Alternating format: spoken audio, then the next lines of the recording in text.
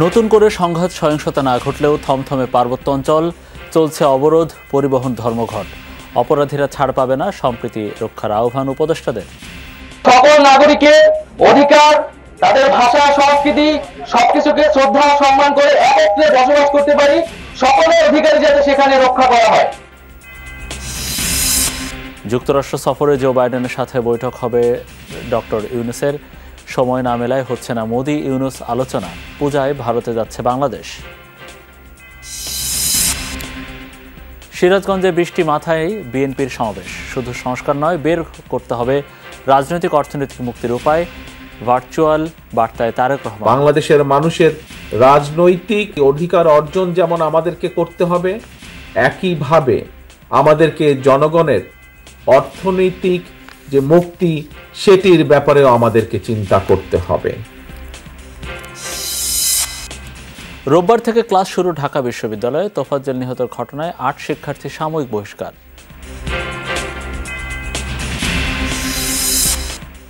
আদালত থেকে যেন অবিচার না হয় আহ্বান আইন উপদেষ্টার। বিচার বিভাগের স্বাধীনতার জন্য পৃথক সচিবালয়ের প্রস্তাব প্রধান বিচারপতির।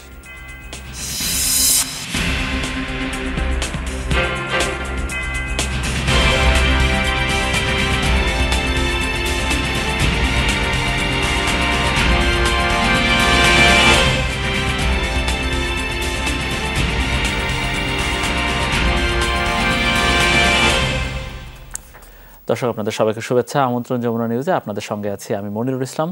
এতক্ষণ শিরোনাম দেখছিলেন। পাহাড়ে সংঘাতের ঘটনায় জড়িত কাউকে ছাড় দেওয়া হবে না, গঠন করা হবে উচ্চ পর্যায়ের তদন্ত কমিটি, জানিয়েছেন স্বরাষ্ট্র উপদেষ্টা অবসরপ্রাপ্ত লেফটেন্যান্ট জেনারেল জাহাঙ্গীর আলম চৌধুরী। আর স্থানীয় সরকার উপদেষ্টা বলেছেন, পাহাড়ের সম্প্রীতি নষ্টের জন্য বাইরে থেকে ষড়যন্ত্র চলছে। রাঙামাটিতে মতবিনিময় সভা শেষে একথা বলেন তারা। এদিকে ৩ পার্বত্য জেলায় চলছে ৭২ ঘন্টার অবরোধ। একই সাথে রাঙামাটিতে চলছে অনির্দিষ্টকালের পরিবহন ধর্মঘট। কয়েকদিন ধরেই সংঘাতে অশান্ত পার্বত্য চট্টগ্রামের খাগড়াছড়ি। রাঙামাটিতেও হয়েছে সহিংসতা, পাল্টাপাল্টি হামলা, ভাঙচুর, অগ্নিসংযোগে ক্ষতিগ্রস্ত বাড়িঘর, ব্যবসা প্রতিষ্ঠান, আতঙ্কে স্থানীয় বাসিন্দারা। ৩ দিনে ৪ জনের মৃত্যু ও অস্থির প্রেক্ষাপটে পার্বত্য অঞ্চল সফরে যান সরকারের ৩ উপদেষ্টা সহ প্রতিনিধি দল। প্রথমে তারা রাঙামাটিতে মতবিনিময় করেন রাজনৈতিক দল ও বিশিষ্টজনদের সাথে। কয়েক ঘন্টা আলোচনা করেন তারা। পরে উপদেষ্টারা জানান, পাহাড়ের সংঘাতে জড়িত কাউকে ছাড় দেওয়া হবে না, গঠন করা হবে তদন্ত কমিটি। সবাইকে সম্প্রীতি রক্ষার আহ্বান জানান তারা। উচ্চ ক্ষমতা সম্পন্ন একটা তদন্ত কমিটি গঠন করব এবং এটা আমাদের সহকর্মীদের সাথে আলাপ করার পর। দ্বিতীয় প্রশ্ন হলো, আইন শৃঙ্খলা কোনো অবস্থায় অবনতি হতে দেওয়া যাবে না। ভবিষ্যতে যদি তারা আবার চেষ্টা করে, তাদের যে হাত, এটা আমরা কিন্তু ভেঙে দেব। আমরা সকলেই সম্প্রীতি চাই, কিন্তু কেন জানি না কোথাও একটা ছন্দপতন হচ্ছে, এবং ছন্দপতনের ব্যাপারে প্রত্যেকের মুখে একটি শব্দ উচ্চারিত হয়েছে, ষড়যন্ত্র। যে বাইরের থেকে একটা যেন ষড়যন্ত্র করা হচ্ছে। দুপুরের পর রাঙামাটি থেকে মতবিনিময়ের উদ্দেশ্যে খাগড়াছড়ি রওনা দেন তারা। এদিকে হামলার প্রতিবাদে যুগ্ম ছাত্র জনতার ব্যানারে ৩ পার্বত্য জেলায় সকাল থেকে শুরু হয় ৭২ ঘন্টার অবরোধ। কর্মসূচির সমর্থনে খাগড়াছড়ির দীঘিনালা সড়কে বিক্ষিপ্তভাবে পিকেটিং হয়েছে। এছাড়া গাড়ি পোড়ানোর প্রতিবাদে রাঙামাটিতে অনির্দিষ্টকালের পরিবহন ধর্মঘটে নামে শ্রমিকরা। এতে ছাড়েনি দূরপাল্লার গণপরিবহন, বিপাকে যাত্রীরা, আটকা পড়েন পর্যটকরাও। ওদের কারণে আমরা গাড়ির কষ্ট হয়ে আছে, গাড়ি চলতেছে না, বৃষ্টি সব ভেঙে ফেলছে। আমাদের খাগড়াছড়ির সাথে কাউন্টার থেকে এখন পর্যন্ত কোনো গাড়ি ছেড়ে যায় নাই। যদি প্রশাসনের সর্বোচ্চ নিরাপত্তা প্রদান করে আমরা গাড়ি ছাড়তে ইচ্ছুক আছি। কাউন্টারে যাইতেছি বলতেছে ওনারা সাজেক যাইব না। পার্বত্য অঞ্চলে জোরদার আছে নিরাপত্তা ব্যবস্থা। জনমনের স্বস্তি ফেরাতে কাজ করছে শান্তি সম্প্রীতি কমিটি। ওবায়দুর রহমান, যমুনা নিউজ। পাহাড়ে সকলকে ঐক্য ও সংহতি বজায় রেখে মিলেমিশে থাকার আহ্বান জানিয়েছেন তথ্য প্রযুক্তি উপদেষ্টা নাহিদ ইসলাম। শনিবার সন্ধ্যায় খাগড়াছড়ির দীঘিনালা বাস টার্মিনাল এলাকায় ক্ষতিগ্রস্ত ও স্থানীয়দের সাথে মতবিনিময়কালে নাহিদ বলেছেন, পাহাড়ে নানা ধরনের বৈষম্য রয়েছে। এখানে বসবাস করা জনগোষ্ঠীর নানা রকমের বঞ্চনা রয়েছে। লড়াই সংগ্রাম করে যে নতুন বাংলাদেশ গড়ার স্বপ্ন দেখা হচ্ছে সেখানে কোনো বৈষম্য থাকবে না। পাহাড়ে যারা ভেদাভেদ দূরত্ব তৈরি করে সুযোগ নিতে চায় তাদের কোনোভাবেই সুযোগ দেওয়া যাবে না। এর আগে দীঘিনালার লারমা স্কোয়ারে বৃহস্পতিবার সংঘর্ষের সময় ক্ষতিগ্রস্ত এলাকা পরিদর্শন করেন উপদেষ্টা নাহিদ ইসলাম। কথা বলেন স্থানীয় ও ক্ষতিগ্রস্ত ব্যবসায়ীদের সাথে। সবাই বাংলাদেশের নাগরিক এবং সকল নাগরিকের অধিকার সমান। তো সেই জায়গাটায় আমাদের শ্রদ্ধা সম্মান রাখতে হবে। আমাদের সকল নাগরিকের অধিকার, তাদের ভাষা, সংস্কৃতি সবকিছুকে শ্রদ্ধা সম্মান করে একত্রে বসবাস করতে পারি, সকলের অধিকার যাতে সেখানে রক্ষা করা হয়। জাতিসংঘ অধিবেশন চলাকালে ভারতের প্রধানমন্ত্রী নরেন্দ্র মোদীর সাথে সাক্ষাৎ হচ্ছে না প্রধান উপদেষ্টা ডক্টর মোহাম্মদ ইউনূসের। তবে বৈঠক হচ্ছে মার্কিন প্রেসিডেন্ট জো বাইডেনের সাথে। কূটনৈতিক সূত্রে এটা নিশ্চিত হলেও আনুষ্ঠানিকভাবে কিছু জানায়নি পররাষ্ট্র উপদেষ্টা। এই সফর নিয়ে করা ব্রিফিংয়ে তিনি বলেছেন, নেদারল্যান্ডস, পাকিস্তান ও নেপাল সরকার প্রধান, জাতিসংঘ মহাসচিব ও মার্কিন পররাষ্ট্রমন্ত্রীর সাথে সাইড লাইনে বৈঠক করবেন সরকার প্রধান। অন্তর্বর্তীকালীন সরকারের প্রধান উপদেষ্টা হিসেবে দায়িত্ব নেয়ার পর প্রথম সফর ডক্টর মোহাম্মদ ইউনূসের। 23 সেপ্টেম্বর জাতিসংঘ সাধারণ পরিষদে যোগ দিতে নিউ ইয়র্ক যাচ্ছেন তিনি। নিরাপত্তা ও গণমাধ্যম কর্মী সহ প্রতিনিধি দলে থাকছেন 57 জন। ব্যয় সংকোচন ও অপচয় কমাতেই ছোট টিম বলে জানান পররাষ্ট্র উপদেষ্টা। এমনকি সফর সঙ্গীর তালিকায় নেই খোদ পররাষ্ট্র সচিব ও জাতিসংঘ উইংয়ের মহাপরিচালকও। সাম্প্রতিক বছরগুলোর মতো এবার বাংলাদেশ থেকে শতাধিক সদস্যের প্রতিনিধি দল চার্টার বিমানে নিউ ইয়র্ক সফর করবেন না। 27 সেপ্টেম্বর সাধারণ পরিষদে বক্তৃতা করবেন ডক্টর ইউনূস। সেখানে প্রাধান্য পাবে জুলাই বিপ্লবের প্রেক্ষাপট, রোহিঙ্গা সংকটের টেকসই সমাধান ও বিশ্বব্যাপী শান্তি প্রতিষ্ঠা। এই সফরটার গুরুত্ব প্রধানত এই যে আমাদের এখানে একটি বড় রাজনৈতিক পরিবর্তন হয়েছে, সে সম্বন্ধে যাতে কারো কোনো মনে দ্বিধা সংকোচ না থাকে, আমার বিশ্বাস নাই তেমন। শনিবার পর্যন্ত সাইড লাইনে বেশ কিছু বৈঠক চূড়ান্ত হয়েছে প্রধান উপদেষ্টার। এর বাইরে যুক্তরাষ্ট্র সহ বিভিন্ন দেশের পররাষ্ট্রমন্ত্রীও সাক্ষাৎ করবেন ডক্টর ইউনূসের সাথে। নেদারল্যান্ডসের প্রধানমন্ত্রীর সাথে সাক্ষাৎ হবে, পাকিস্তানের প্রধানমন্ত্রীর সাথে সাক্ষাৎ হবে, নেপালের প্রধানমন্ত্রীর সাথে, ইউরোপিয়ান কমিশনের প্রেসিডেন্ট, যুক্তরাষ্ট্রের পররাষ্ট্রমন্ত্রী, জাতিসংঘ মহাসচিব, মানবাধিকার সম্পর্কিত হাইকমিশনার জাতিসংঘের, বিশ্বব্যাংক গ্রুপের প্রেসিডেন্ট, ইউএসএআইডি প্রশাসক, এদের সাথে চিফ অ্যাডভাইজারের দেখা হওয়াটা কনফার্ম হয়েছে। তবে একই সময়ে নিউ ইয়র্কে অবস্থান না করাই ভারতের প্রধানমন্ত্রীর সাথে সাক্ষাৎ হচ্ছে না প্রধান উপদেষ্টার। এর সাথে সম্পর্কের টানাপোড়েন বা দায়িত্বশীলদের কথাবার্তার সম্পর্ক নেই দাবি করে দেশটির পররাষ্ট্রমন্ত্রীর সাথে নিজের বৈঠকের কথা জানান তৌহিদ হোসেন। প্রতিবেশী যেহেতু পরিবর্তন হয় না, কাজেই কথা কারো পছন্দ হোক বা না হোক, এটা আমার মনে হয় এতটা গুরুত্ব দিয়ে বিবেচনা না করা উচিত। আর এই কারণে দেখা হচ্ছে না বা উনি দেখা করবেন না, আমার তা মনে হয় না। ওনাদের দুজনের উপস্থিতি নিউ ইয়র্কে একসাথে হচ্ছে না, কারণ জনাব মোদী একটু আগে চলে আসছেন আর আমাদের চিফ অ্যাডভাইজার একটু দেরিতে যাচ্ছেন। ভারতের সাথে সম্পর্কের ক্ষেত্রে একটু টানাপোড়েন চলছে, এটা কিন্তু স্বীকার করতে হবে প্রথমেই, কারণ সমস্যার সমাধান করতে হলে তো সমস্যার অস্তিত্ব অস্বীকার করলে চলবে না।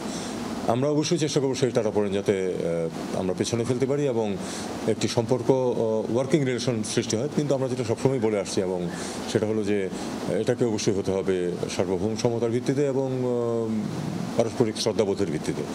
ব্রিফিংয়ে পার্বত্য এলাকায় চলমান সংকটের পেছনে অন্য কোনো দেশের ইন্ধন আছে কিনা সেই প্রশ্নেরও জবাব দেন উপদেষ্টা।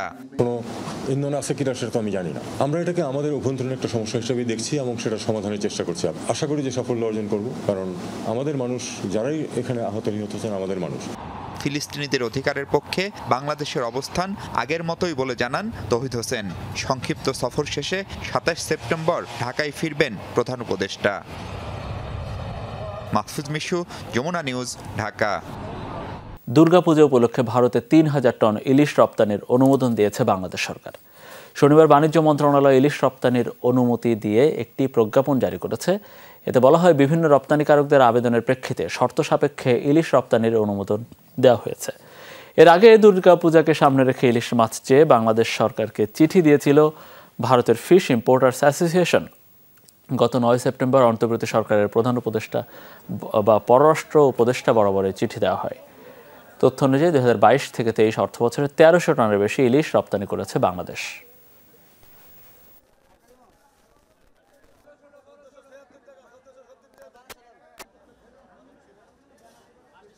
দেশকে এগিয়ে নিয়ে জনগণের ভাগ্য পরিবর্তন করতে হলে শুধু সংস্কার প্রস্তাবে থেমে থাকলে হবে না, আদায় করতে হবে রাজনৈতিক অধিকার।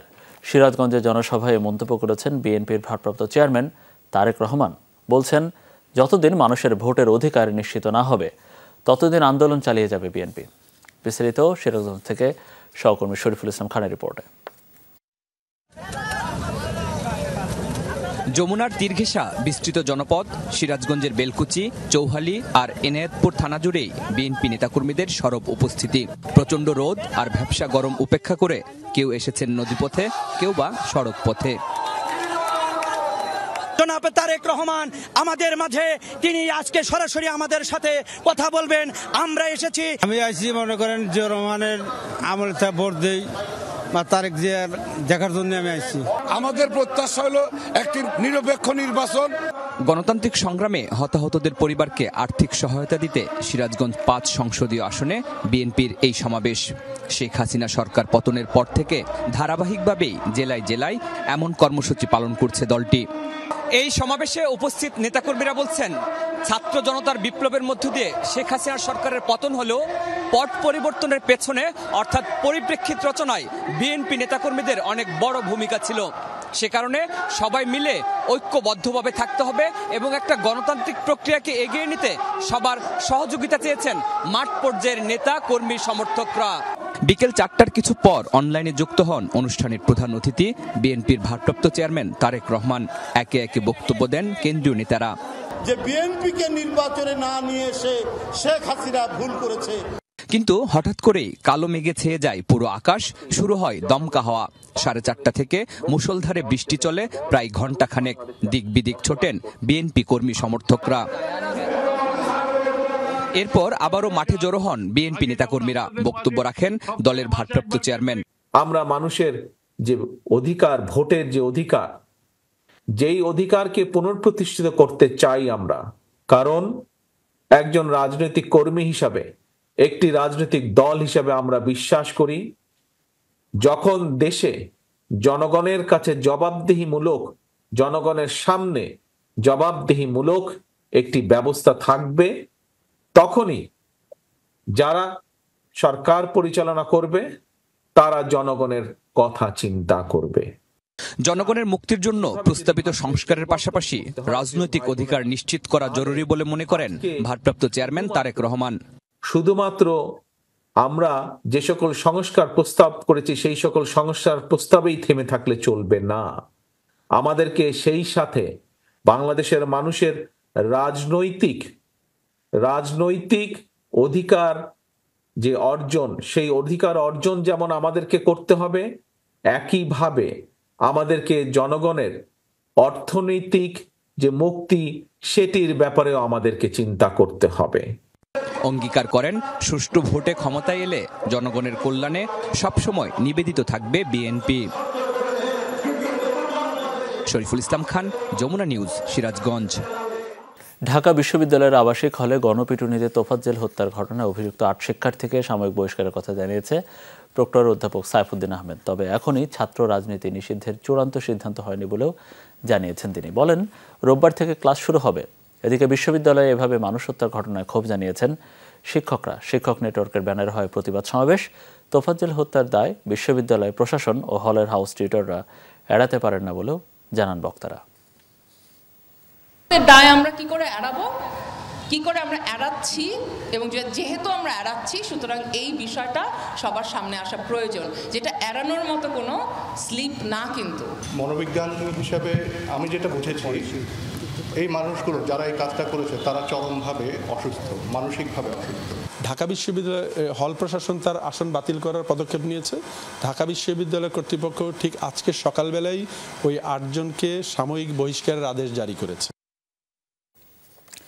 বিগত বছরগুলোয় বিচার বিভাগের উপর নগ্ন হস্তক্ষেপ করা হয়েছে জানিয়েছেন প্রধান বিচারপতি সৈয়দ রেফাত আহমেদ। তাই বিচার বিভাগের স্বাধীনতার জন্য পৃথক সচিবালয় গঠনের প্রস্তাব শিগগিরই আইন মন্ত্রণালয়ে পাঠানো হবে বলেও জানান তিনি। এছাড়া সুপ্রিম কোর্টে বিচারক নিয়োগের নীতিমালার করার কথাও জানান প্রধান বিচারপতি। বিচার বিভাগ থেকে যেন আর কোনো অবিচার না হয় সেটা নিশ্চিত করার আহ্বান জানিয়েছেন আইন উপদেষ্টা। একই সাথে শুভেচ্ছা ও স্বাগত। অধস্তন আদালতের বিচারকদের উদ্দেশ্যে বিচার বিভাগের রোডম্যাপ তুলে ধরার আয়োজন ছিল সুপ্রিম কোর্টের মূল ভবনের ইনার গার্ডেনে।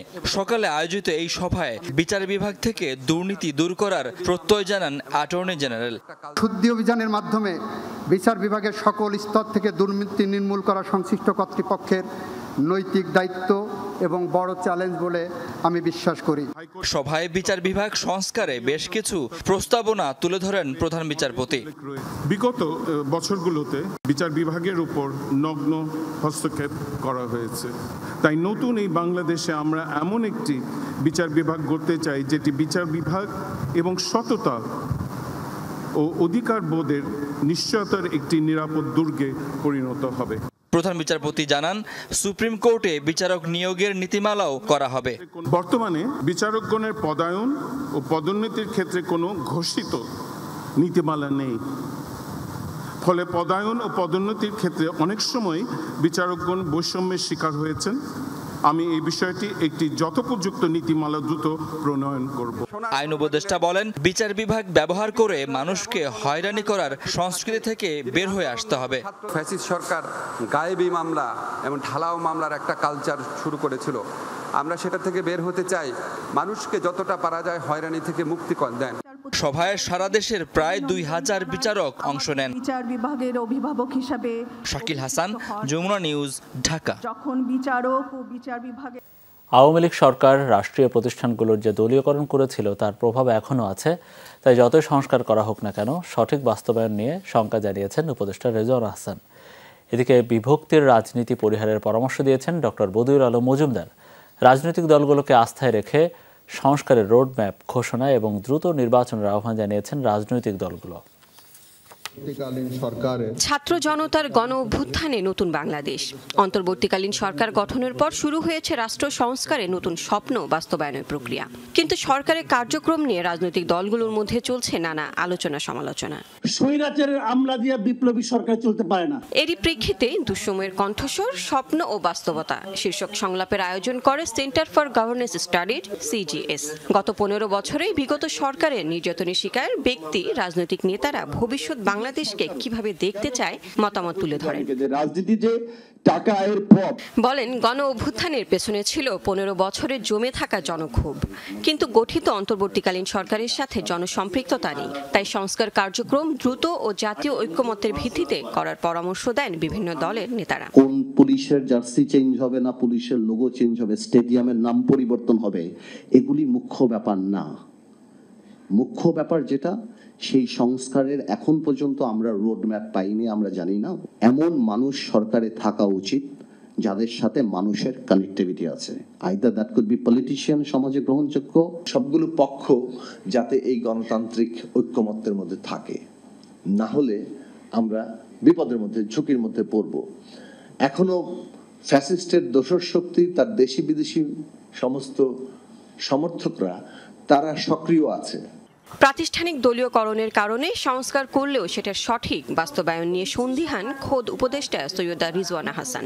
বলেন, ফ্যাসিস্টদের অনুচররা সব জায়গায় আছেন, এজন্য সবাইকে ঐক্যবদ্ধ থাকার আহ্বান জানান তিনি। সমাজের প্রতিটা জায়গায় যখন ফ্যাসিজমের দোসররা একেবারে গ্রথিত অবস্থায় আছে, সেখানে ওভারনাইট সবকিছু টান দিয়ে চেঞ্জ করে দেওয়াটা সম্ভব না। সংস্কার হলো, সংস্কার প্রস্তাব পাশ হলো, আমরা সকলে একমত হলাম।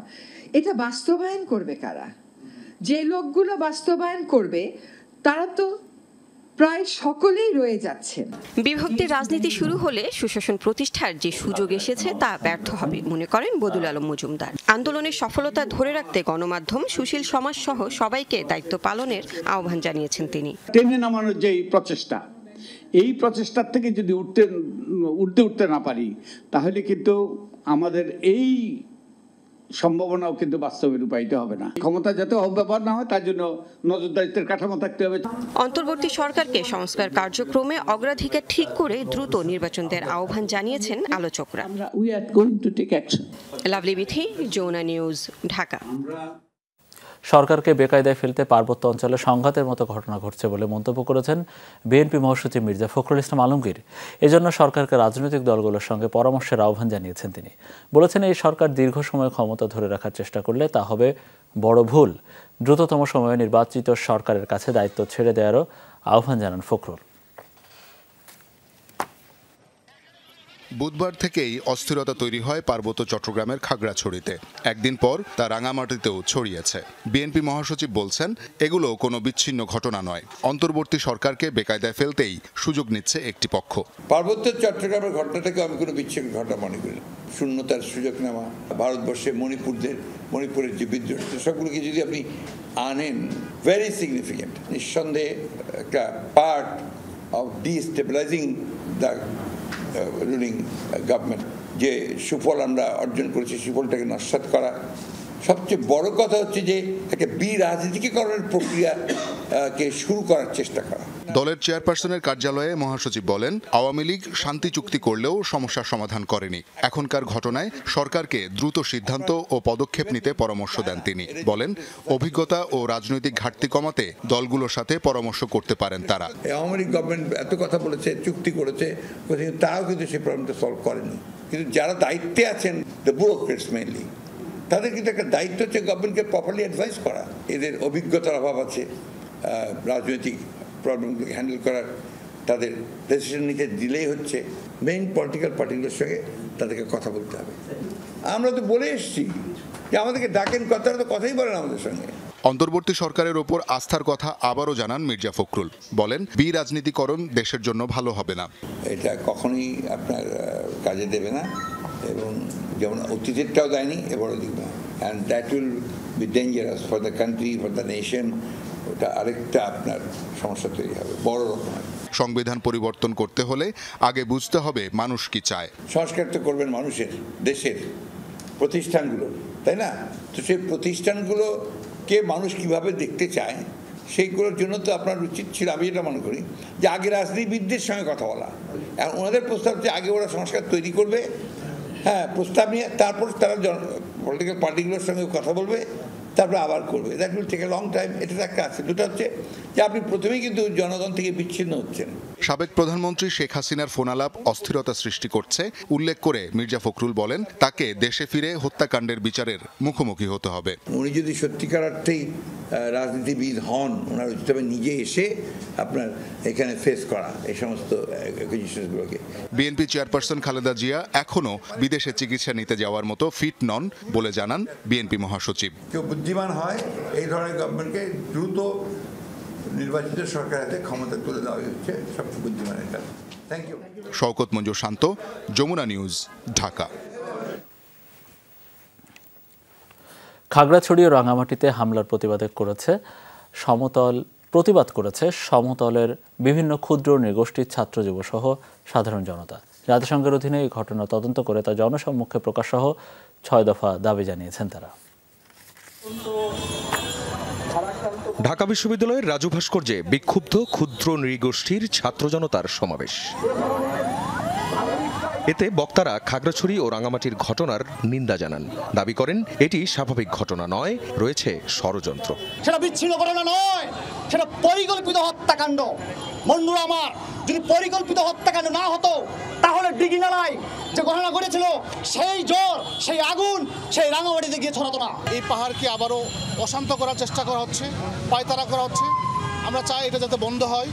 3 পার্বত্য জেলার মানুষের জানমালের নিরাপত্তা চান তারা। একই সঙ্গে নিহতদের পরিবারকে যথাযথ ক্ষতিপূরণ এবং আহতদের সুচিকিৎসা সহ দোষীদের দৃষ্টান্তমূলক শাস্তির দাবি করেন বক্তারা। তাদের সাথে বসে সেখানে যে পাহাড়ে যে অশান্ত হয়েছে, সেই পরিবেশটাকে শান্ত করার জন্য যে পদক্ষেপগুলো নেওয়া দরকার, সেগুলো দ্রুত পদক্ষেপ গ্রহণ করুক। পার্বত্য চট্টগ্রামে যে অগ্নিসংযোগ হয়েছে, হত্যা হয়েছে, সেটার নিরপেক্ষ বিচার এবং ন্যায় বিচার প্রাপ্তির ক্ষেত্রে আপনি অগ্রণী ভূমিকা রাখবেন। একই সাথে পার্বত্য সমস্যার রাজনৈতিক সমাধান নিশ্চিত করতে আগামী 6 মাসের মধ্যে পার্বত্য চট্টগ্রাম চুক্তির পূর্ণ বাস্তবায়নের দাবিও জানানো হয় সমাবেশ থেকে। পাহাড়ের যে শান্তি চুক্তি, সেই শান্তি চুক্তি বাস্তবায়িত না হওয়ার কারণেই মূলত এই ঘটনাগুলো ঘটছে। পরে বিক্ষোভ মিছিল করেন সমাবেশে অংশ নেয়া শিক্ষার্থীরা। মিছিলটি শাহবাগ জাতীয় জাদুঘর ঘুরে শেষ হয় টিএসসিতে। আখলাকুস সাফা, যমুনা নিউজ, ঢাকা। দেশে যে সংকট চলছে তা রাজনৈতিক, এটা আইন দ্বারা সমাধান সম্ভব নয় বলে মনে করেন চিন্তাবিদ কলামিস্ট ফরাদ মজহার। দুপুরে পুরানা পল্টনে এক অনুষ্ঠানে তিনি বলেন, দেশের সংকটের পাশাপাশি আছে দেশ বিরোধী ষড়যন্ত্র, তাই সবার সাথে আলোচনা করে সমস্যা সমাধানের পরামর্শ দিয়েছেন এই রাজনৈতিক বিশ্লেষক। রাজধানীর পুরনো পল্টনে ইআরএফ মিলনায়তনে ছাত্র বিপ্লবে শিক্ষা ব্যবস্থা ও রাষ্ট্র সংস্কারে করণীয় শীর্ষক এই আলোচনা সভার আয়োজন করা হয়। আলোচনায় অংশ নেন বিভিন্ন শ্রেণী পেশার মানুষ। আমি নিজ পার্টির মধ্যে আমরা আলোচনা করেছি। বক্তারা বলেন, রাষ্ট্রের যৌক্তিক সংস্কারের পাশাপাশি শিক্ষা ব্যবস্থাও ঢেলে সাজানো প্রয়োজন, অন্যথায় বিচার বহির্ভূত হত্যাকাণ্ড বন্ধ হবে না। বাংলাদেশের কোনো প্রতিষ্ঠান এখানে কার্যকর নয়। বাংলাদেশের প্রত্যেকটা প্রতিষ্ঠান যেন স্বনির্ভর হয়ে ওঠে, প্রত্যেকটা প্রতিষ্ঠান যেন প্রতিষ্ঠান হিসেবে গড়ে ওঠে, বাংলাদেশ রাষ্ট্রটি যেন পুনর্গঠিত হয়, সেটাই আমাদের চাওয়া। যখন আপনি আইনি বৈধতা দেন ক্রস ফায়ারের, তার জায়গাটা কিন্তু সমাজের মধ্যে ছড়িয়ে যায়। কিন্তু এর বিরুদ্ধে আমাদের কথা বলতে হবে, এটাকে নিন্দাবাদ দিতে হবে। এই ধরনের মব জাস্টিস, এটাকে বলে অক্সিমরন, ইংরেজি শব্দ। মব কোনোদিন জাস্টিস হতে পারে না। সংস্কার রাষ্ট্রকে এগিয়ে নিয়ে যাওয়ার দায়িত্ব হচ্ছে পলিটিক্যাল পার্টি, জনগণের প্রতিনিধি, তারা ভাববেন। সুতরাং এটা কোনো চাপিয়ে দেওয়ার সংস্কারও যেমন চলবে না, যে সব স্টেক হোল্ডারদের সাথে কথা বলতে হবে, সবাই মিলেই আপনার সংস্কারের কাজগুলো করতে হবে। অনুষ্ঠানে প্রধান অতিথি হিসেবে বক্তব্য রাখেন রাষ্ট্রচিন্তক ও কবি ফরহাদ মজহার। বলেন, আওয়ামী সরকারের নির্বাচনের নীতি অনুযায়ী আবারও যদি কেউ ফ্যাসিবাদ কায়েম করতে চায়, তাহলে তরুণ প্রজন্ম মেনে নেবে না। আমি তাদের কাছে বিনয়ের সঙ্গে বলেছি, আপনাদের এই নীতি, যে নির্বাচনের নীতি, যে নীতিটা হচ্ছে যে এই ফ্যাসিস্ট সিস্টেমকে রেখে এখানে ওখানে দু একটা সংস্কার করে আপনারা আবারও আওয়ামী লীগের মধ্যে ক্ষমতায় আসতে যাচ্ছেন, এটা কিন্তু তরুণরা গ্রহণ করবে না। দেশের বর্তমান পরিস্থিতিকে রাজনৈতিক সংকট উল্লেখ করে আলোচনার মাধ্যমে সমস্যা সমাধানের পরামর্শ দেন ফরহাদ মজহার। পার্বত্য অঞ্চলে পাহাড় নিয়েও ষড়যন্ত্র চলছে বলেও মন্তব্য করেন তিনি। শুধুমাত্র এই ছোট্ট মিলিটারি সংঘাত আকারে দেখবেন না, এটা বন্দরনগরী। আপনি ফেনী নদীর দিক থেকে ছোট্ট কিন্তু জায়গা, আপনি কিন্তু পুরো জায়গাটা কিন্তু বিচ্ছিন্ন করা খুব সহজ, এবং ভারত কিন্তু এগুলোতে নানাভাবে কিন্তু ইঙ্গিত দিচ্ছে আমাদের। তাহলে আমরা তো বুঝতেই পারছি যে এর মধ্যে বাইরের উস্কানি আছে, কিন্তু বাইরের উস্কানিটাকে আমরা কি করছি, আমরা আরো ইন্টেন্সিফাই করছি, আমরা এটাকে আগুনের মধ্যে আরো তেল দিচ্ছি, আগুনের মধ্যে আমরা জ্বালানি দিচ্ছি। এটা সামরিক সমস্যা না, এটা রাজনৈতিক সমস্যা। রাজনৈতিক দলগুলো মানুষের অভিপ্রায় বুঝতে না পারলে তরুণদের নতুন দল গঠনের প্রয়োজন আছে বলেও অভিমত এই দার্শনিকের। তরুণদের অধিকার আছে নতুন রাজনৈতিক দল করবার। Ashik Mahmud, Jamuna news, Dhaka. BNP chairperson Khaleda জিয়ার সঙ্গে সাক্ষাৎ করেছেন তার সাবেক রাজনৈতিক সহকারী প্রেস সচিব ও সাংবাদিক মুশফিকুল ফজল আনসারি। গুলশানে খালেদা জিয়ার বাসভবন ফিরোজায় ঘণ্টাব্যাপী বৈঠক করেন তিনি। বৈঠক শেষে তিনি বলেন, খালেদা জিয়ার শারীরিক অবস্থার খোঁজ খবর তিনি নিতে এসেছেন। খালেদা জিয়াকে মানসিকভাবে অনেক শক্ত বলেও মনে হয়েছে তার। বলেন, বিএনপি চেয়ারপারসন বেগম খালেদা জিয়া গণমানুষের নেত্রী, তিনি সবসময় দেশের মানুষের কথাই ভাবেন। এজন্য বিগত স্বৈরাচারী সরকার তাকে রাজনীতি থেকে সরিয়ে দিতে চেয়েছিল। উনি অসুস্থ, কিন্তু তারপরে ওনার মধ্যে আমি মানসিক স্ট্রেংথ দেখতে পেয়েছি, মনোবল দেখতে পেয়েছি। উনি মানুষের প্রতি ওনার যে ভালোবাসা, মমত্ববোধ আজকের এই আলোচনার মধ্যেও ফুটে উঠেছে। তো নিশ্চয়ই বাংলাদেশের মানুষ তার জন্য দোয়া করছে, তিনি সেরে উঠবেন বাংলাদেশের মানুষের জন্যে। রাজধানীর ওয়ারীতে জোড়া খুনের ঘটনায় 3 জনকে গ্রেফতার করেছে পুলিশ। গতকাল সাভার থেকে তাদের দেশীয় অস্ত্রসহ গ্রেফতার করা হয়। পুলিশ জানায়, ফ্ল্যাট ক্রয় নিয়ে বিরোধের জের ধরে এই হত্যাকাণ্ড। স্বপ্নের আবাসের জন্য জমির মালিককে 14 লাখ টাকা দেয় 2 ভাই। এরপর দিন, মাস, বছর পেরিয়ে 1 দশকের অপেক্ষা। তারপরও ফ্ল্যাট বুঝে না পেয়ে জমির মালিকের সঙ্গে তর্কে জড়িয়ে প্রাণ হারান আপন 2 ভাই। ঘটনার পরদিন রাজধানীর ওয়ারীতে মামলা হলে তদন্তে নামে পুলিশ। এরই ধারাবাহিকতায় শুক্রবার জমির মালিক সহ তার 2 সহযোগীকে গ্রেফতার করা হয়। আমরা প্রথম থেকে এই ঘটনার পেছনে আমরা সবাই পরিশ্রম করছিলাম। প্রাথমিক জিজ্ঞাসাবাদে আসামিরা হত্যায় জড়িত থাকার কথা স্বীকার করে। তাদের দেখানো স্থান থেকেই উদ্ধার করা হয় হত্যায় ব্যবহৃত দেশীয় অস্ত্র। সরল মনে ল্যান্ড ওনারের কাছে এই দাবিটি করলে ল্যান্ড ওনার ক্ষিপ্ত হয়ে অসৎ উদ্দেশ্যে এক পর্যায়ে তার দলবল নিয়ে তারপর ঝাঁপিয়ে পড়ে তাদের 2 ভাইয়ের উপরে এবং তাদেরকে চাইনিজ কুড়াল, ছুরি এবং ব্যাটন দিয়ে তীব্রভাবে আঘাত করে, ফলে তাদের মৃত্যু হয়। চুক্তি করেও রিয়েল এস্টেট কোম্পানি ফ্ল্যাট বুঝিয়ে না দেয়া এবং সেখানে জমির মালিকের যোগসূত্র থাকায় তাদের বিরুদ্ধেও প্রতারণা মামলা হচ্ছে বলে জানিয়েছে পুলিশ। এই ঘটনার সাথে যারা আরও সন্দিগ্ধ আসামি আছে আমরা তাদেরকে ধরার চেষ্টা করছি। রাব্বি সিদ্দিকী, যমুনা নিউজ, ঢাকা। কক্সবাজারে অনুষ্ঠিত হয়েছে শীর্ষস্থানীয় শিল্পগোষ্ঠী মেঘনা গ্রুপ অব ইন্ডাস্ট্রিজের অঙ্গ প্রতিষ্ঠান ইউনিক সিমেন্ট ইন্ডাস্ট্রিজের নির্মাণ শিল্প সম্মেলন। শনিবার সন্ধ্যায় কক্সবাজার হোটেল মোটেল জোন এলাকায় হোটেল বে টাস সম্মেলন কক্ষে এই সম্মেলন অনুষ্ঠিত হয়। সম্মেলনে লালমনিরহাট জেলার 150 জন নির্মাণ শিল্পী অংশগ্রহণ করেন। এতে প্রধান অতিথি MgI executive director Mohammad Khorshed Alam বলেন, দেশের নির্মাণ সামগ্রী খাতে গুরুত্বপূর্ণ ভূমিকা রাখছে ইউনিক সিমেন্ট। ভবিষ্যতেও ইউসিআইএল এর পক্ষ থেকে নির্মাণ খাতে সংশ্লিষ্টদের এই ধরনের কর্মসূচি অব্যাহত থাকবে। এতে উপস্থিত ছিলেন MgI senior GM Kazi Mohammad Mohiuddin, DGM Mohammad Ashiq Ahmed সহ কোম্পানির ঊর্ধ্বতন কর্মকর্তারা। কি হয়েছে সাকিব আল হাসানের?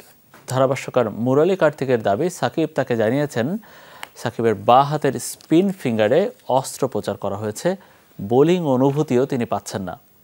এর প্রেক্ষিতে তামিম ইকবাল প্রশ্ন তুলেছেন, সাকিবের ইনজুরির খবর টিম ম্যানেজমেন্ট জানে কিনা। এদিকে বিসিবির মেডিকেল টিমের দাবি, সার্জারি তো দূরের কথা, সাকিবের আঙ্গুলের যে ইনজুরি সেটাই তারা জানেন না। সর্বাঙ্গে ব্যথা, ঔষধ দিব কোথা? সাকিব আল হাসানের হয়েছে সেই দশা। একেই চোখের সমস্যায় সাকিব নাস্তানাবুদ। হেড পজিশন ঠিক রাখতে জার্সির সাথে বাঁধা ফিতা মুখ দিয়ে কামড়ে ব্যাট করেন। এখন আবার শোনা যাচ্ছে আঙুলের চোটে পড়েছেন। ধারাভাষ্যকার মুরালী কার্তিকের দাবি, সাকিব তাকে জানিয়েছেন তার বাঁ হাতের স্পিনিং ফিঙ্গারে অস্ত্রোপচার করা হয়েছে। তার বাঁ হাতের স্পিনিং ফিঙ্গারে একটা অস্ত্রোপচার হয়েছে, সেটি এখন ফুলে গেছে, শক্ত হয়ে আছে। ওই আঙুলে সে বলের অনুভূতিটাও পাচ্ছে না। স্পিনার হিসেবে বলের অনুভূতিটা দরকার। এছাড়া তার কাঁধেও অস্বস্তি আছে। কার্তিকের দাবির পেছনে প্রশ্ন জুড়ে দিয়েছেন আরেক কমেন্টেটর তামিম ইকবাল। বাংলাদেশের সাবেক অধিনায়কের প্রশ্ন, সাকিবের এই ইনজুরি কি হুট করে নাকি আগে থেকেই? মুরালী কার্তিক বলে গেছে, আঙুলের সমস্যার কারণে সাকিব বল গ্রিপ করতে পারছে না। যদি তাই হয় তাহলে বাংলাদেশ 4 জন ফ্রন্টলাইন বোলার নিয়ে খেলছে। টিম ম্যানেজমেন্টের অবশ্যই জানানো উচিত তারা এই ইনজুরির কথাটা আগে থেকেই জানতো কিনা। বিসিবির মেডিকেল টিমের সাথে কথা বলে জানা গেছে, সার্জারি তো দূরের কথা, সাকিবের আঙুলের যে কোনো ইনজুরি আছে সেটাই তারা জানেন না। শেষবার সাকিবের আঙুলে সার্জারি হয়েছিল সেই এশিয়া কাপে 2018-তে। সেটাও স্পিনিং ফিঙ্গার ছিল না। 2023 বিশ্বকাপে শ্রীলঙ্কার সাথে বাঁ হাতের আঙুলের ইনজুরিতে পড়েছিলেন বটে, সেক্ষেত্রে কোনো অস্ত্রোপচারেরই প্রয়োজন পড়েনি। অর্থাৎ নিকট অতীতে কোনো সার্জারি সাকিবকে করাতে হয়নি। চেন্নাই টেস্টের 5 দিন আগেই কাউন্টিতে 2 ইনিংস মিলিয়ে সাকিব করেছেন 65 ওভার। মেডিকেল টিমের দাবি, ইনজুরি যদি থাকতোই কখনোই এত ওভার বল করা সম্ভব হতো না। এমনকি সেক্ষেত্রে স্যারেও বিসিবির মেডিকেল টিমকে অবহিত করত। আফনান পিয়াল, যমুনা স্পোর্টস। জাপানের টোকিওতে ছাত্র জনতার গণবিপ্লব ও জাপান প্রবাসীদের প্রত্যাশা নিয়ে সংলাপ আয়োজন করা হয়েছে। আর নয় বিভাজন, দেশ গড়তে ঐক্যর প্রয়োজন স্লোগানে আয়োজিত হয় সভাটি। টোকিও রোজি হক্তপিয়া হলে শুক্রবার স্থানীয় সময় সন্ধ্যায় এ আয়োজন করা হয়। অনুষ্ঠানের আয়োজন করে বাংলাদেশ কমিউনিটি জাপান। অধ্যাপক ডক্টর আব্দুস সামাদ কামালের সভাপতিত্বে সংলাপের প্রধান অতিথি ছিলেন বীর মুক্তিযোদ্ধা ফারুকি আজম। সভায় অনলাইনে যুক্ত হয় বৈষম্য বিরোধী ছাত্র আন্দোলনের প্রথম শহীদ আবু সাইদের পিতা। এই আন্দোলনে শহীদদের খুনিদের দ্রুত বিচার দাবি করেন তারা। এছাড়া ভার্চুয়ালভাবে আরও উপস্থিত ছিলেন সমন্বয়ক সাদিক কায়েম। সভায় বক্তব্য রাখেন সংগঠনের সভাপতি আব্দুল মালেক। আরও বক্তব্য রাখেন এস আলম নান্নু, কাজী এহসানুল হক, খতিব সাবের হোসেন সহ আরও অনেকে। মালয়েশিয়ায় সাজা শেষে 211 জন অভিবাসীকে নিজ দেশে ফেরত পাঠিয়েছে দেশটির অভিবাসন বিভাগ। বন্দীদের মধ্যে 30 জন ছিল বাংলাদেশি। মালয়েশিয়ার পেকান নেনাস ইমিগ্রেশন ডিটেনশন ডিপো ও জোহর রাজ্যের অভিবাসন বিভাগ যৌথভাবে মুক্তি দেয় এই অবৈধ অভিবাসীদের। বন্দি শিবির থেকে সরাসরি নৌ ও বিমানপথে নিজ দেশে পাঠানো হয় তাদের। বন্দীদের মধ্যে ছিল মিয়ানমার, ইন্দোনেশিয়া, বাংলাদেশ, থাইল্যান্ড ও কম্বোডিয়ার নাগরিক। গেল মাসে একই শিবির দুটি থেকে 2 ধাপে মুক্ত করা হয় 222 জন অভিবাসীকে। এ সকল অভিবাসীরা যেন আর কখনো অবৈধভাবে দেশে প্রবেশ না করতে পারে, এজন্য তাদের সবাইকে কালো তালিকাভুক্ত করেছে অভিবাসন বিভাগ। মালয়েশিয়ার কুয়ালালামপুরে একটি বিনোদন কেন্দ্রে অভিযান চালিয়ে 93 জন অবৈধ অভিবাসী আটক করেছে দেশটির ইমিগ্রেশন বিভাগ। শুক্রবার রাজধানীর মেনজালার একটি বিনোদন কেন্দ্রে অভিযান চালায় দেশটির অভিবাসন বিভাগ। নির্মাণ শ্রমিক হিসেবে ওয়ার্ক পারমিট নিয়ে দেশটিতে প্রবেশ করলেও পরবর্তীতে এসব বিনোদন কেন্দ্রে কাজ করতে দেখা যায় অনেক অভিবাসীকে। এই অভিযানে গ্রেফতার হয়েছে থাইল্যান্ড, ভিয়েতনাম, চীন, বাংলাদেশ, মিয়ানমার, লাওস ও মঙ্গোলিয়ার বিভিন্ন বয়সের নারী পুরুষ। ওমানে উদযাপিত হয়েছে ঈদে মিলাদুন্নবী। দেশটির গাউসিয়া কমিটি বাংলাদেশ ওমান আল আমির আমরাত শাখার উদ্যোগে এই আয়োজন করা হয়। শুক্রবার ওমানের আল আমরাত ওসমান বিন আফফান মসজিদে আয়োজন করা হয়। এটার নুরুল আজিমের সভাপতিত্বে সভাটি যৌথভাবে পরিচালনা করে সাধারণ সম্পাদক আরিফুল ইসলাম ও শওকত আকবর। সভায় প্রধান অতিথি ছিলেন মাওলানা সাইফুদ্দিন আল কাদেরি। আরও বক্তব্য রাখেন মাওলানা ওয়াসিম আল আকরাম কাদেরি, মাওলানা আবু তাইব সহ আরও অনেকে।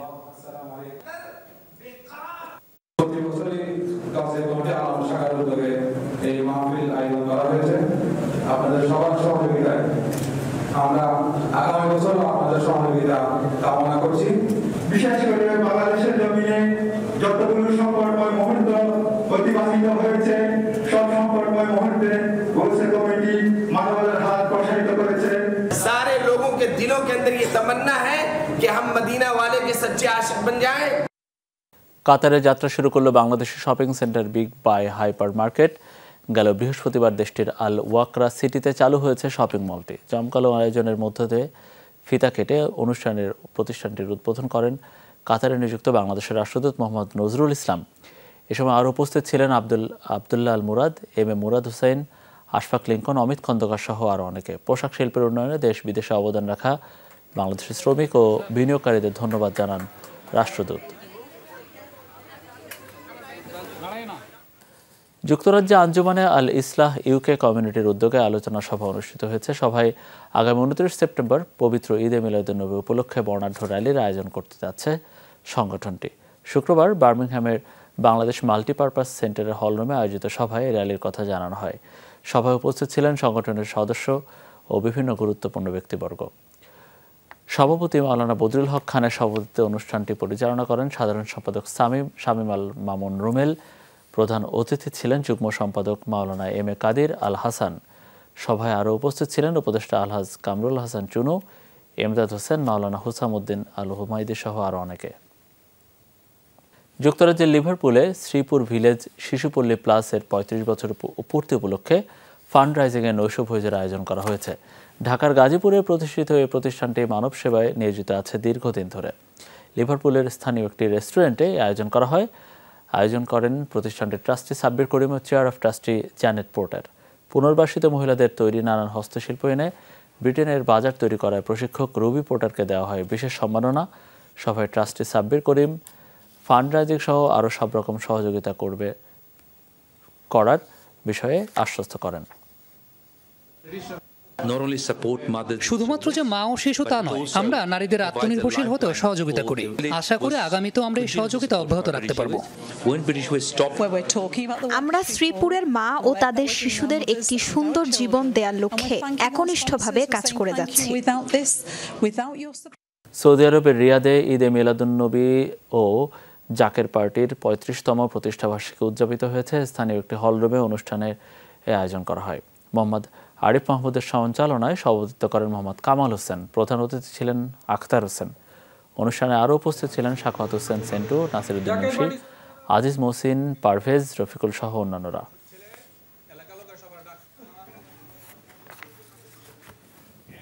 পর্বতারোহী শায়লা বিথির উপর শনিবার দুপুর 2টার দিকে হামলার ঘটনা ঘটেছে। রাজধানীর ধানমন্ডির 27 নম্বর ফুট ওভার ব্রিজ পার হয়ে যাওয়ার সময় এই হামলার ঘটনা ঘটে।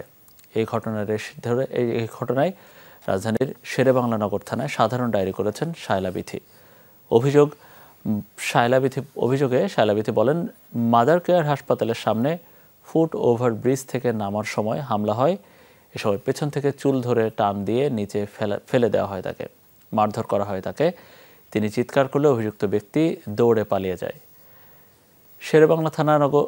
শেরেবাংলা নগর থানার পুলিশ জানিয়েছে, ঘটনাস্থলের সিসিটিভি ফুটেজ বিশ্লেষণ করা হচ্ছে। এ বিষয়ে যথাযথ আইনি ব্যবস্থা গ্রহণ করা হবে। আমার চুল ধরে টেনে আর উপরে টেনে হিস্ট্রি উপরে তোলার চেষ্টা করছে এবং আমার মাথায় পিঠে কিল ঘুষি মারার চেষ্টা করছে। আমি যখন উপরে তাকাই তখন আসলে আমি আর কাউকে দেখি না যে ওখানে কে আসে না আসে। তারপরে তো এই তো আমি থানায় গেলাম বা সেই এখন তদন্ত চলছে। জাস্ট ফুটওভার ব্রিজ পার হয়ে যখন ব্রিজের সিঁড়ির গোড়ায় নামতেছিল ওই মুহূর্তে কে বা কারা পিছন থেকে একজন লোক তাকে চুলে ধরে টান দিয়ে আচমকা টান দিয়ে নিচে ফেলে দিচ্ছে। লেবাননে হিজবুল্লাহ গোষ্ঠীর পেজের বিস্ফোরণের ঘটনার পর আলোচনায় রহস্যময় এক নারী। হাঙ্গেরির যে প্রতিষ্ঠানের বিরুদ্ধে এসব পেজার বিক্রির অভিযোগ উঠেছে তার সিইও তিনি। প্রতিষ্ঠান এবং মালিক দুজনকে নিয়েই রয়েছে ধোঁয়াশা। বর্তমানে আত্মগোপনে রয়েছেন 49 বছর বয়সী ক্রিশ্চিয়ানা বার্সোনি।